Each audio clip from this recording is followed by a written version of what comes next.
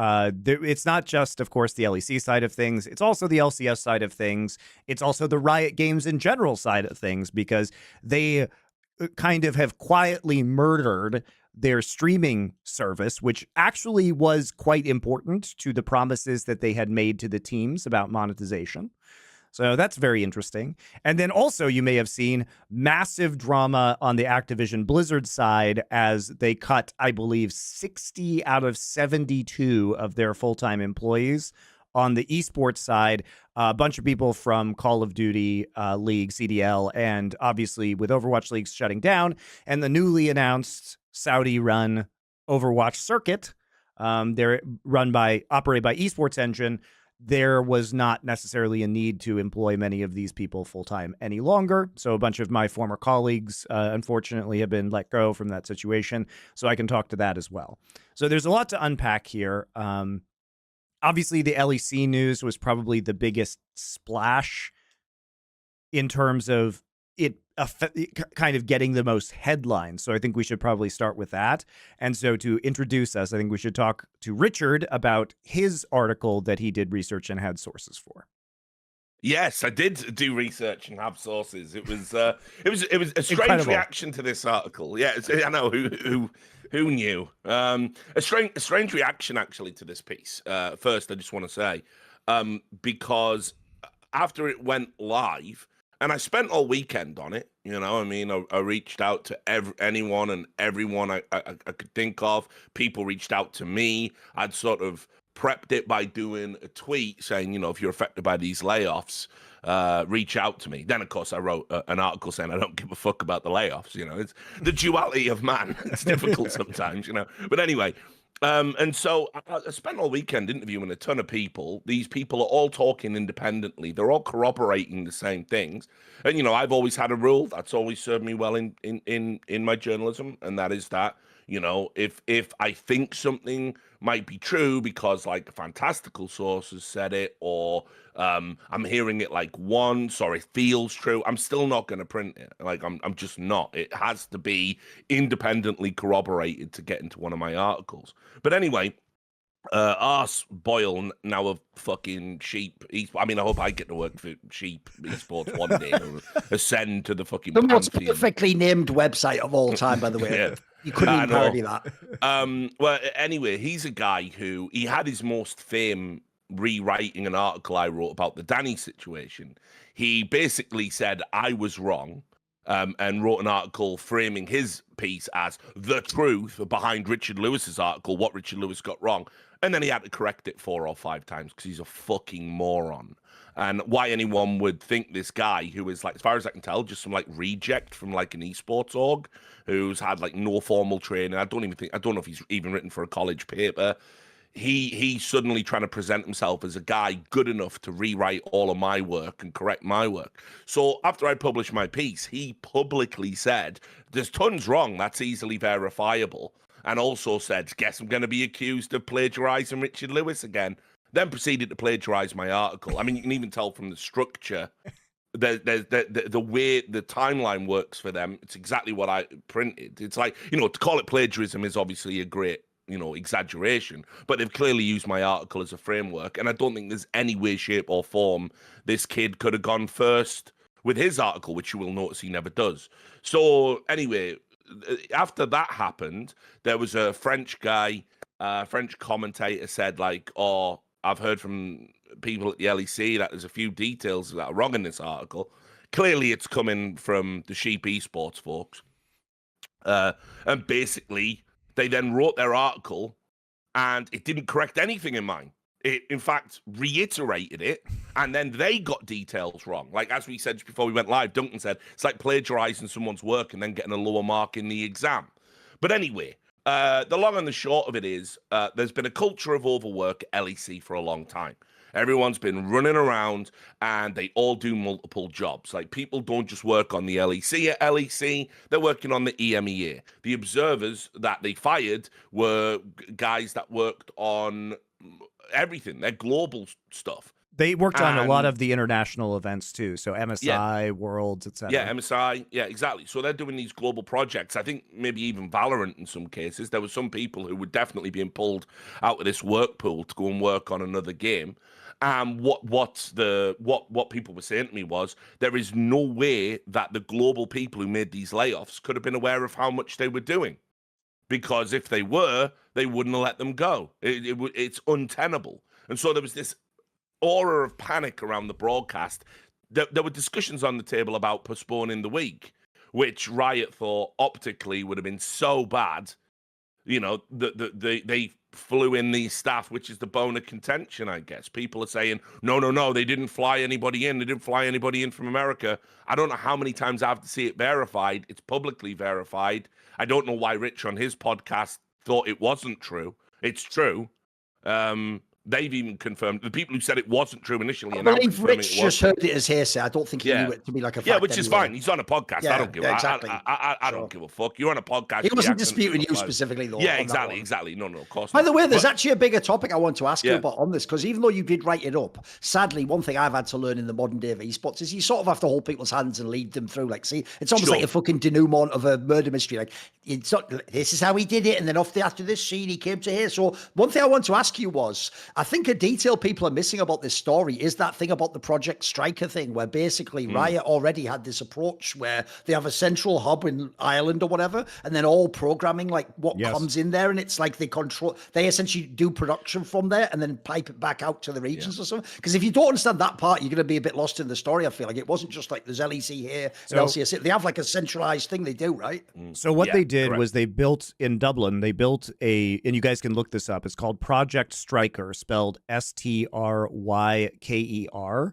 which I don't really understand the naming behind it because it just sounds like the medical equipment company. So it's a little weird. But anyway, that one reminds me of that guy from X-Men 2, which is the evil bad guy Brian Cox plays, who tries to round up all the great talented young people in the world and wait a second. Fucking keep going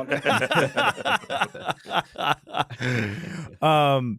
So when we talk about Project Striker, that's where we're talking about this centralized broadcasting hub in Dublin, and they've been doing some kind of tests from there. For those of you who don't know, they actually ran the early stages of Worlds this year out of Dublin. So they sent all the casters to Dublin for the first part, even though Worlds itself was occurring in Korea this year, and they did basically a remote broadcast. So they had the feeds, the control room was, as I understand it, was in the facility in Dublin. And also, as I understand it, they have been doing a lot of the technical production of LEC from Dublin for this year already. So a lot of what's going on in terms of preparing the feed for broadcast and that kind of stuff was already being done from Dublin, which is probably partially why these layoffs occurred, because they are trying to cut costs by having a centralized location for a lot of the content that they're generating, which in turn makes it cheaper, especially if they want to do remote broadcasts. Also, for example, this year, at least for the opening of LPL, some of the casters were sent to Dublin to do the kind of opening matches of the LPL. And that is also being produced now that the LPL has changed hands to be kind of officially under the LPL English stream. I should clarify. The LPL English stream has kind of gone over into Riot's domain after the old broadcast last year dropped it and caused kind of a crisis of whether there would be an LPL English stream this year. It has now been taken over, and it is being operated out of Dublin with now the casters like kind of doing remote calls in, but they did, they sent the casters there. But anyway, point is, a lot of this work is already being done out of Dublin, and it's probably just cheaper because you can hire full-time employees and you're doing multiple shows. There's kind of always work for them to do, as it were. And I think they looked at, and by they, I mean, as far as I can tell, it was not anybody to do with anything in Europe. This was like a top level decision where they looked at a bunch of names on a piece of paper and their roles and ended up just slashing them to pieces without really knowing what they did. To the point of, these observers were actually full-time employees because they were doing stuff throughout the entire year on Riot's international events, right? There were also some really surprising cuts. So if you'll remember, the LEC studio has recently gone a major renovation to prepare it to host VCT Europe, which is the Valorant League in Europe. And by the way, guys, coming up this weekend is the first doubleheader weekend of LEC and VCT. And there are a lot of people still over in the Riot studio in Berlin that are very concerned about how this is going to go with the number of layoffs that they've had, because they laid off a bunch of engineers who handled the technical side of the studio. So if there are any IT issues or, you know, kind of any other technology issues, many of those people were laid off. They're now down to one observer, which is why they had to fly in additional help to observe to Berlin. They had to fly in, as far as I understand it, production and engineering support from Dublin. So they ended up spending a bunch of money on flights, hotels, for all of these people that they had to bring in. They laid off the executive producer, Dirk, who is somebody I know, which is very shocking, guys, because he had been there for 10 years. And to get rid of the lead producer on the product, when the product itself, I think we can all agree, has mostly been a creative success. In fact, for many years, it was a significantly better product than the LCS, which caused, you know, it to rise pretty substantially in popularity. They cut a lot of the creative staff. As you guys will notice this past weekend, there were very limited, pre-game and post-game shows. Those are called Ready Check and Post-Game Lobby. They cut the writers who were writing scripted segments. They cut graphics producers. So there's just a lot fewer assets for people to work with. They cut, as I understand it, one of the person who is in charge of doing a lot of the music videos and like really fun shoulder content that we've all grown to appreciate, or many fans really love about the LEC. And what, you know, maybe some of this will be contracted out in the future, and they're planning to not just have full-time employees, but it's going to be hard to get those same people to do this kind of stuff, because as I understand it, with German labor law, you can't just let somebody go and then immediately hire them again as a freelancer. There's like a significant cool down period. So it may be a while, and probably, you know, most of these people, by the way, people keep saying, why hire someone else when the guy's already there and you've already paid him to do the job? That's why Monte say they can't just like give him a different contract.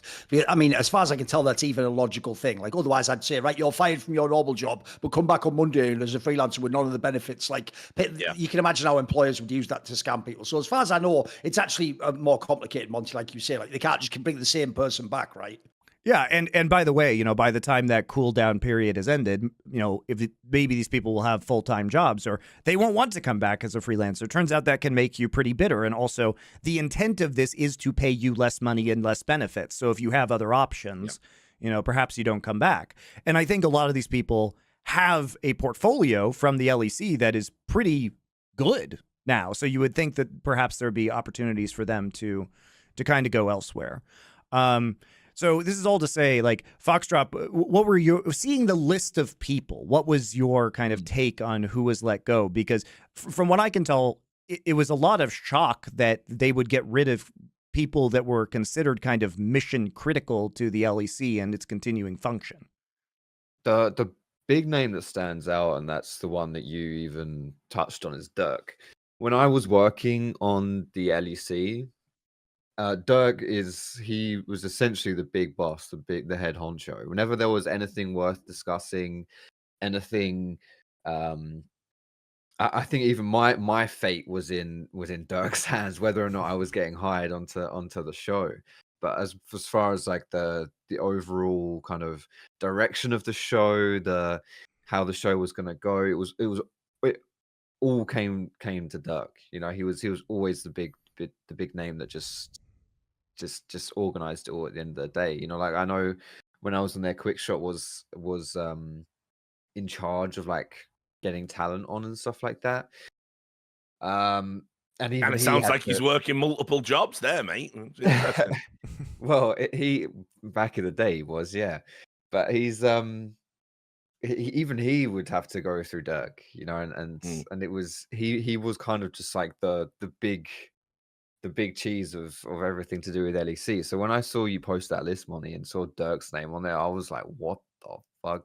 Dirk isn't safe. Like, that's so absurd to me. That's actually ridiculous. And yeah, like there's a lot of background people there that people won't know, but obviously have quite a big hand in how the LEC works, specifically with like the engineers and like stats and stuff like that. It's like a lot of little things that add up. Like we used to have these pre-show meetings and whatever, and we'd always have like one of the stats people come in and talk to us about everything and what's going on. I noticed her name's on the list, she's not there anymore. It's just little things like that, and we'd often build segments off of these kind of things. And when you've lost your lead data person and a lot of the creative people as well, and from what I can see, so obviously I was somewhat more familiar with people with their gamer handles and their actual full names, but as has been reported as well, like the Observer Squad, they had their own little room. It was quite sweet, actually. It was quite a cute little nook. Their own little squad. There was three people, and then one person was like an intern at any given time. I think there's only one of them left, right? Yeah. Yep. And how good was the LEC observing? Good. Exactly as you pointed out as well. They were not just LEC people. I used to hang out with some of them, and I'm like, oh yeah, I'm busy. Worlds is on. I'm like, what the fuck are you doing, Worlds? You're an LEC person. I have a theory about that. Why the observers have sort of been let go, because I think there might even have been some observers in other departments let go. It might even have been one at LCS. And when I was looking at that big long list, it came up a few times. Observer. I reckon they might be looking to outsource their esports event like in 2025. I think probably that'll become like ESL Saudis are going to be doing it. Probably this Esports World Cup will be a test run, and then in 2025 they'll announce that Saudi are going to do LEC and LCS, and they'll underwrite it. You don't need observers if you're outsourcing production. See, yeah, it makes no sense to let a 7-year veteran observer that does all your shit go now if you're planning to do esports yourself. It just doesn't hold up. So I think there's a lot of arrows pointing to them potentially outsourcing their esports now. And that will be especially hilarious when that happens. And Saudi are running fucking LCS and LEC. Can't wait to see the reaction to that one. But I mean, I think that's a 2025 development, I reckon. Yeah, I think that's certainly on the table, because if you're Riot and you have the chance to have somebody else finance your marketing arm for you, that's like it's such an insane development for you. And the way that you can kind of dissolve your current team participation agreements is simply by offering a better team stipend to the existing teams that's funded by the Saudis, so they enter into a new team participation agreement with ESL. That is more lucrative for the teams, which obviously in esports winter, the teams are going to be very happy about. And, Richard, even if that doesn't come to fruition quickly, like clearly we must know, like you must assume that those conversations are at least happening. And I heard Mark Merrill was in Saudi directly. And this is what people don't understand. His role's kind of changed. He's not the CEO now. He's in some weird, what is he, like head of product? He's got some chief weird product officer. Yep. Yeah. So he's got like some ambassadorial role in the company now. Which is like, I'm hearing about these conversations, and it's like they're so hilarious to get, like how he's calling himself like a fucking TV executive producer now because of fucking Arcane and stuff. But anyway. So he's out there, like, he went directly, I heard, to Riyadh for that big esports summit they all had, and was essentially, talking about this esports World Cup they're going to do, which, spoiler, just announced today, a program where 25 teams have been pre-selected to just earn free money from the Saudi Arabian state. Oh my me, I wonder which ones it will be.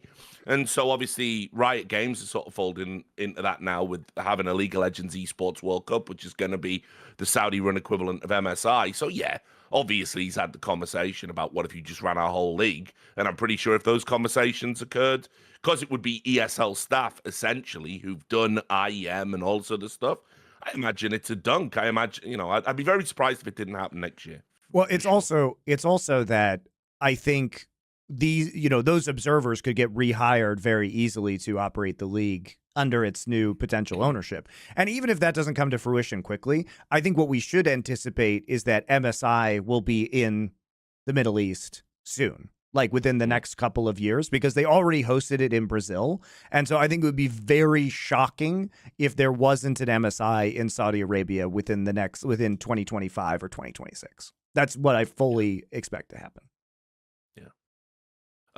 But yeah, anyway, so I wanted to ask again. I know Duncan hasn't said anything for a while, but just quickly with Foxdrop, I just wanted to ask. You saw my article, right? I mean, is that reflective of things you've observed there? Because I think we're talking about the layoffs, but what was more concerning to me is the people they were laying off were already at breaking point. For as far as I could tell, they were working incredibly hard to get this broadcast over the line week in, week out. We're working in other regions, other territories, sometimes other games.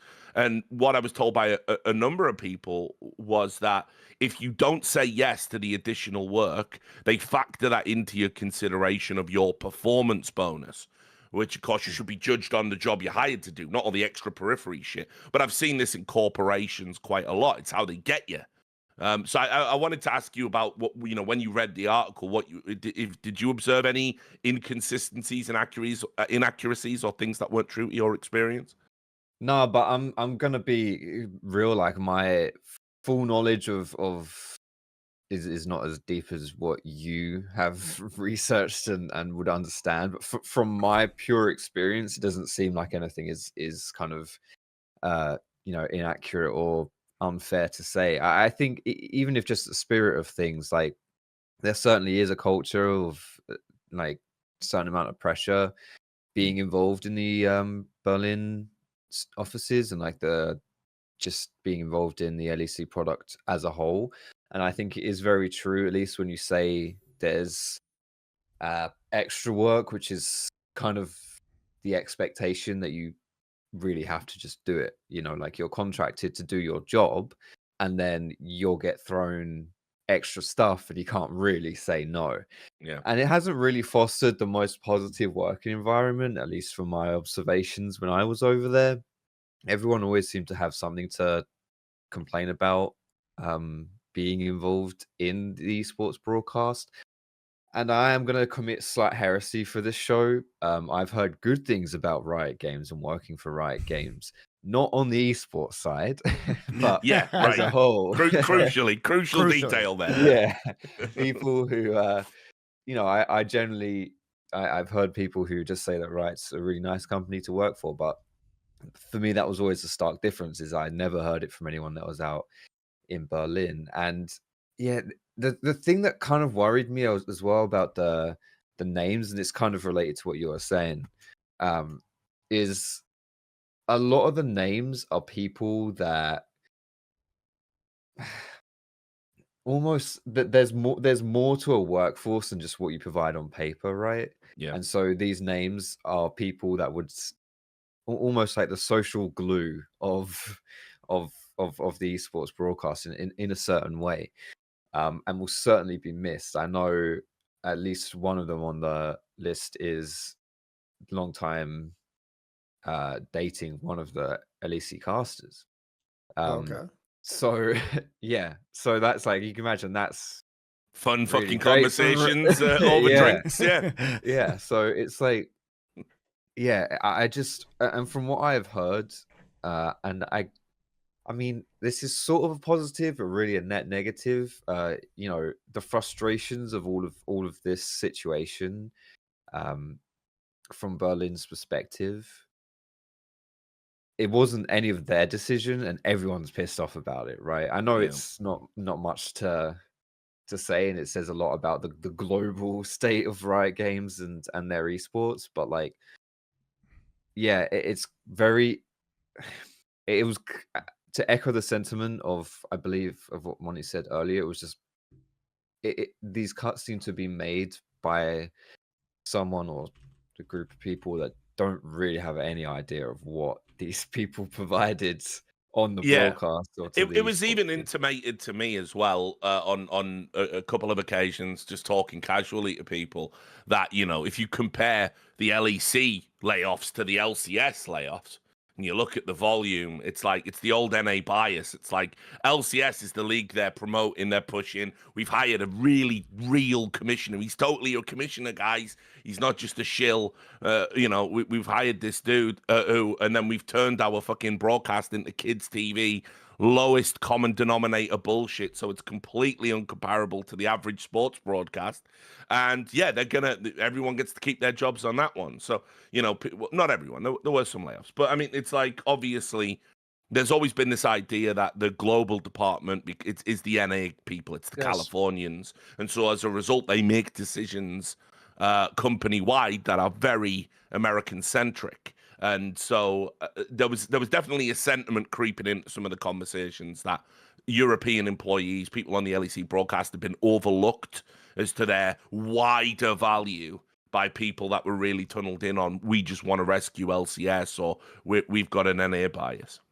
Actually, maybe I'll come in here, because what I'll say is this. That's the main thing that I take from this. It's not even the whole thing of like, how does this relate to esports winter? Like, what's happened to the health of league? Like, is esports going to be a major focus for it? These are all like side topics to me. The main thing here to me is this notion of the person or the people who have done these cuts just seem completely out of touch with their own company structure. Like, they don't actually understand essentially who does what. And the joke is, some of the people you're describing sound like you've killed the golden goose. It wasn't just a person who was it is just a producer in Berlin. No, that's just a random person. You can replace that with another person who does for slightly less money. But if that person, like Foxdrop said, has been there for years and they're sort of like the heart of the fucking team, and maybe even like the person who, in this scenario, I could take it one further. Maybe some of these people had like father figure roles of the broadcast, or they were like the support network, or you know their face, or people trust them. Things that go, funny enough, intangibles that don't show up on an Excel spreadsheet for some wonk in America to press but the number goes down, like he's playing some shit version of Sim City. So except the obvious joke was all the Riot Sim City ones, they just do that thing like I did when I was young, build a massive fucking roller coaster, then all the people just go off the edge, don't they? They just do it that way, don't they?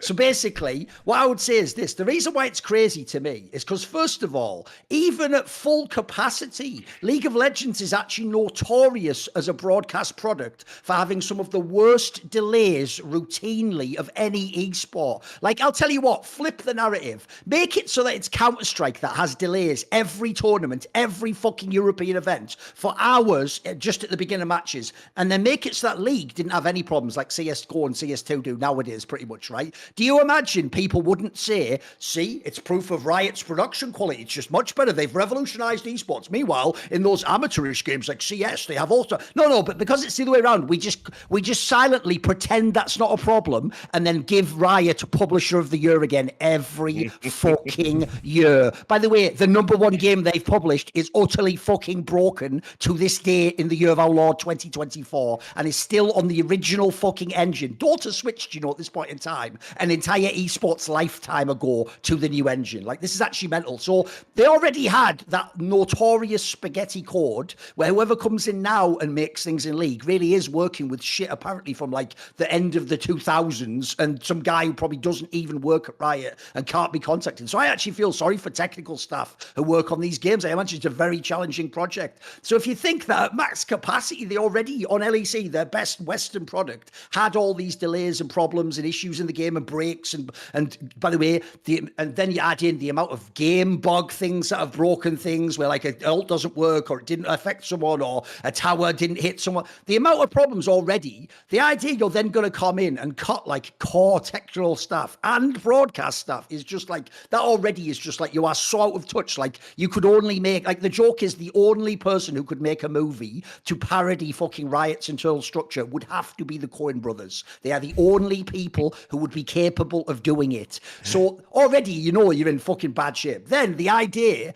that if you're going to have to make cuts, like you say, well, where am I going to make it? Obviously, logically, That's why the original term was redundancy. You're supposed to actually take the people who don't really do anything, right? This is where the most out of touch, tone deaf take are these fucking idiots who go, this is just like when Elon Musk took over Twitter, though, and he fired all those people, and everyone said the website would be destroyed, but actually it doesn't really have those problems. That's because, you idiot, that was an industry full of people doing fake jobs. Like, if you ever saw, the joke was literally some of the people fired from that job were the ones making those TikToks, like a day in my office in San Francisco. And it really was like, they start out with the smoothie and a 2-hour conversation about a meeting that they might have later that they're going to then go on a yoga beanbag and then go, oh, fuck, man, they get their 10 free whole minutes on massage. that. Yeah, and then the joke was at the end, everyone did watch those and go, what the fuck? This is like a bubble. They're not even doing work. Like, what is this job? And so what happened is those were the sorts of people that were fired from that company. So the joke was, yes, you really did just have, I don't know, 80 people needed to like run all the machines and push the buttons. That wasn't the case here, you idiots. The people fired were like observers in the game, people who ran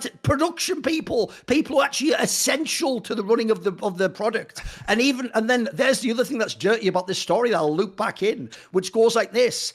The worst part is when people only heard there are going to be layoffs on LEC, everyone was like, right, well, now we'll know if it all goes even worse, that like it was a problem. But then because of this whole confusion between these articles of like, was there someone brought in or was there not? Then actually initially the first week, Richard, I don't know if you were following the story, people actually treated it like, oh, they didn't fly anyone in, therefore actually it was redundant staff. They weren't needed. It ran fine, didn't it? There was less breaks. Well, that's so why that was saying that. Get into it. Yeah, well, I was just going to say that's why saying that's actually really fucking dangerous and disrespectful.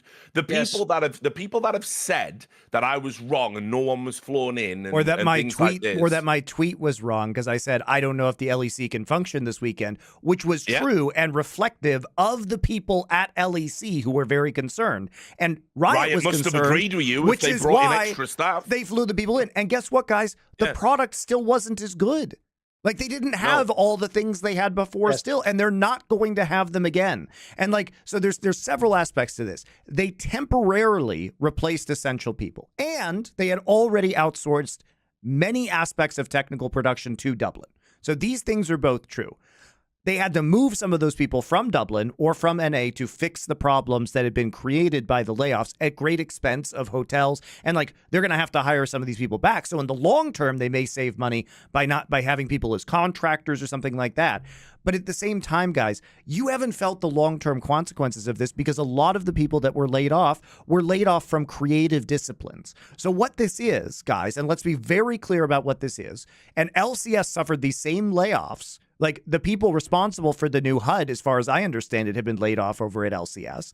A lot of these changes that are made to make the product better are gone. The creative aspects. And I don't think Riot gives a fuck as long as games happen. And that's it.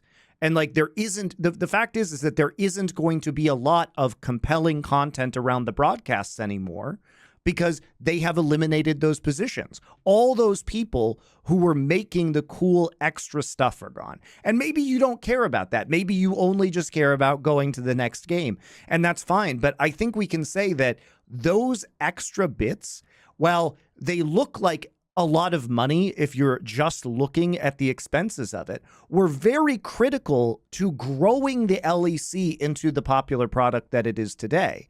And there is just something, we see the same stuff in any entertainment field when the MBAs get involved, because they see numbers and all they see is we have this viewership and we have these extra costs. The viewership will not take a big hit in the short term, but over a long enough period of time, people lose the affection and the affinity they have for the broadcast because the feel-good feeling isn't there anymore. It's just gameplay. And if all you care about is showing the game, why have a broadcast at all? Just run it through the client. Yeah, exactly. Save you all your money, right? Yep. Yeah. So it's so dumb. It does feel weird because these extra people or these extra details, the flourishes and the embellishment keep people around. They are critical to growing your audience. When we saw the LCS for years just utterly fail from a creative perspective, the LCS has dwindled to like 20% of its former viewership. from like 2016, guys. 25%. It has dropped by 75%.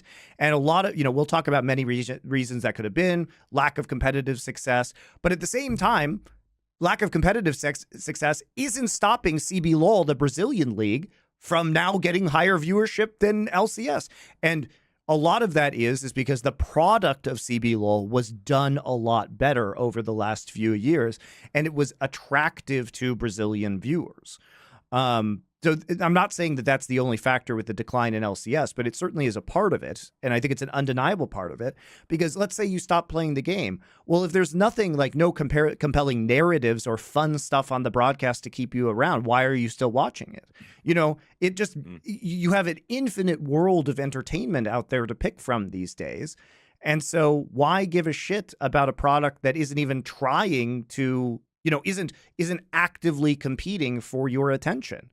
In every possible way that it can. And I think that's what's depressing to a lot of us in esports, is that especially people here who we've all worked on the creative side of broadcasts, and we really have, put our heart into making the best possible experience for fans throughout our careers. And so when you see it just kind of gutted, I mean, yeah, they flew in people, they fixed the problems for now, guys, for now. We'll see what happens when something really goes wrong, like potentially this weekend when VCT and LEC are happening, in the same studio on the same weekend. But it's really about, what's really depressing is it feels like all of these people who built up careers in making broadcasts better have no place anymore. And it's like, what's sad to me is, what are these observers who are in-game camera people who have a very specialized skill set supposed to do now that they've been let go? Like, you could say, well, they shouldn't have done that anyway. Like, why were you doing this for 8 years? It's clearly a dead-end job. That is a true statement, by the way, guys. That is a true statement. But it's still sad because they were very good at their craft. And now we're not going to, all those fun camera angles we got in the LEC of like the close-ups, the different angles, the close-ups on the champion death animations, and those things that really brought character. I didn't see any of those on the LEC this last week, because when you do observing in League of Legends, one person has to be at live at all times. And the other observers are like going back and they're clipping different angles of those fights. The only replays I saw were just the same camera shot from the live feed that they had captured in one of the production side replay machines, and they just slow-moed it, but it was literally the exact same camera work, same sequence, because they didn't necessarily have the bandwidth to go back and do all this stuff. And this is something that the LEC, which by the way is like Babby's first replay, is like that's so basic in production terms. Like, but here's the thing is, like, now think of it this way, guys. Before, we had multiple different cameras that were aimed at the map, right? And you could record all of those different camera feeds and switch between them. And so you could even, have that feed that had already been recorded from a different angle. Or unlike in traditional sports, it would be like they could actually just rewind the entire field of action and then change and have any camera angle and do it. But now all we have is one camera pointed at Summoner's Rift and the ability to rewind it. So if you miss something, that's what happens when you have one observer. And they did fly in additional observers, but it certainly wasn't up to par with what we had seen from the LEC previously. Just real quick as well. The point I was making about all these people coming out and saying, "Oh, I've heard from reliable people." You mean the sheep esports people? They wanted to push their article because it's basically the first time they've done anything investigative that isn't a roster move, and they wanted to make a big deal about it. So, you go and intimate that, the reporting that's out there, Richard Lewis, which can't go on Reddit and can't be talked about by rioters. You intimate there's something faulty about that, and then you push your article, which says all the same shit. The problem with undermining the notion that Riot had to fly people out, this week wasn't the make or break week, guys. Mm-hmm. It's the upcoming broadcast. Yes. Why? Because VCT, which is being run out of the Striker studio, Monte was telling you all about, is going to run parallel to LEC. It's being run out of Berlin. Now, both of them are in Berlin. Striker's the one in Dublin, just to be clear. Yeah. So the resources that they could have allocated to LEC might not be there this time. Right. So the cavalry has to go away, basically. Exactly. It's like, and obviously, look, as a long-term strategy, if you have to constantly allocate these resources, these floating workers to dig, you can't, it's untenable. Not only does it show that the layoffs were in no way justified, so it's terrible from a corporate perspective, it's also kind of it's now putting an additional burden on workers that probably, just based on what I understand about company culture, are probably already overworked. So something will break down eventually. And LEC hasn't been a polished product. And I'm not saying this to insult the broadcast talent or anything, but it hasn't been a polished product for a while. I'm talking from a technical perspective. Yeah, I'm talking about delays. Were outrageous. Yeah. I'm talking about delays. I'm talking about weird little glitches and hiccups. I'm talking about cameras occasionally popping up and it's not the one that it's meant to be, and people are kind of caught a little bit off guard and stuff. It's little things. It's little things that you notice when you work in the business. Yes. So look, all the people who have said that now have created a false expectation within the community that everything's going to be all right, and insulted the people that dug LEC out of a hole, which, by the way, includes the broadcast talent, which were all very maudlin and sad. They like, nobody likes to be, in the middle of a layoff where you're watching all your friends go, and having worked shows. One of the best feelings in the world when you're doing a show is you meet everybody on day one, you see all your old friends, the broadcast talent are there, you're all hanging out in the green room, it's all hugs, how are the families? Then you meet the crew, then you get to know the crew, then you're starting to talk to the crew, then the crew are doing really sort of kindly things to you, and you go, oh, you didn't have to do that, you didn't have to give me that. And then by the end, you've been on this huge emotional roller coaster, and everyone's there at the end, and we all fucking hug it out, and we know we created something special. If you're doing that on the regular, and then suddenly those people you've been on that journey with are just laid off and gone, and faceless strangers, I'm just here for the week to dig you out of the shit, don't mind me. That energy dissipates. There's not going to be the same kind of, exuberance or enthusiasm, to come in and do the show anymore. It's just that simple. So these decisions they're going to age terribly. There is no doubt about that. See more cool, funny, interesting clips based on topics from my content? Well, subscribe to this channel then, or be a pleb and don't.